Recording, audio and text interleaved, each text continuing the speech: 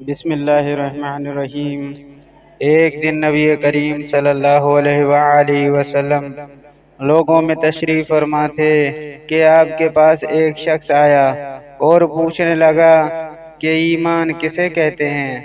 آپ صلی اللہ علیہ وآلہ وسلم نے فرمایا کہ ایمان یہ ہے کہ تم اللہ پاک کے وجود اور اس کی وحدانیت پر ایمان لاؤ، اور اس کے فرشتوں کے وجود پر، اور اس اللہ کی ملاقات کے برحق ہونے پر، اور اس کے رسولوں کے برحق ہونے پر، اور مرنے کے بعد دوبارہ اٹھنے پر ایمان لاؤ۔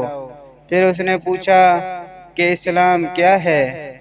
آپ صلی اللہ علیہ وآلہ وسلم نے پھر جواب دیا کہ اسلام یہ ہے کہ تم خالص اللہ کی عبادت کرو اور اس کے ساتھ کسی کو شریک نہ بناؤ، اور نماز قائم کرو، اور زکوٰۃ فرض ادا کرو، اور رمضان کے روزے رکھو۔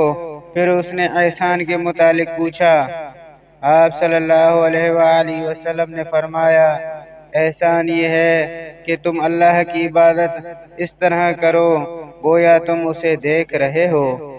اگر یہ درجہ نہ حاصل ہو تو پھر یہ تو سمجھو کہ وہ تم کو دیکھ رہا ہے۔ پھر اس نے پوچھا، قیامت کب آئے گی؟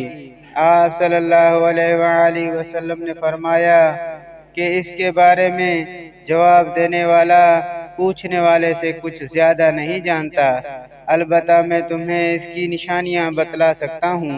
وہ یہ ہیں کہ جب لونڈی اپنے آقا کو جنے گی، اور جب سیاہ اونٹ کے چرانے والے دیہاتی لوگ ترقی کرتے کرتے مکانات کی تعمیر میں ایک دوسرے سے بازی لے جانے کی کوشش کریں گے۔ یاد رکھو، قیامت کا علم ان 5 چیزوں میں ہے جن کو اللہ کے سوا کوئی نہیں جانتا۔ پھر آپ صلی اللہ علیہ وآلہ وسلم نے یہ آیت پڑھی۔ بسم اللہ الرحمن الرحیم۔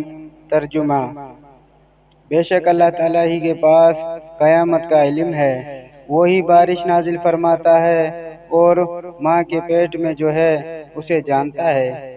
کوئی بھی نہیں جانتا کل کیا کچھ کرے گا، نہ کسی کو یہ معلوم ہے کہ کس زمین میں مرے گا۔